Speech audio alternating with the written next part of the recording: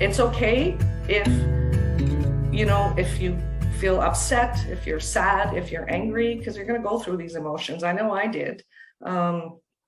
You go through these things, why? And like your book says, what now? Like, what do we do now? And it's okay to go through all those feelings, and it's perfectly normal. I laugh about it. In your book, you talk about, the different emotions that family members go through. And when you talk about, the jalapeno family member, and I would joke and I say, oh my God, I hope I'm not that family member. I don't want to be that family member. However, I was, because there are certain moments where you just feel so overwhelmed. And, it could be like, I was tired, I was stressed, I was sad, and I see things that my dad was going through, and I go, oh man, it's just not him. It's just not my dad.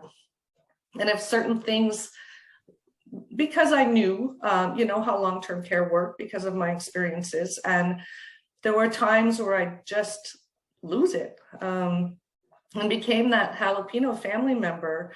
And now I understood again, when family members feel this way, it's just because they don't know. They don't know.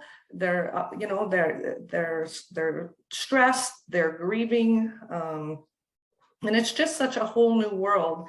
So it's just, how do you get through those emotions and come back down to say, okay, what do we do now? How do we get through this moment? And that's why I'm so delighted to be partnering with Family Councils Ontario with the video series education program that really breaks down the key components of the Now What book, because you touched on a few things: that admission anxiety that families feel in that first day, the knowledge gap that exists because families don't know what they don't know, and it's not their fault. We haven't been educated about, our healthcare system is complex on the best of days. And then you've got the seniors care element of healthcare that a lot of families don't know about. And certainly the last couple of years with all of the negative media hasn't been helpful.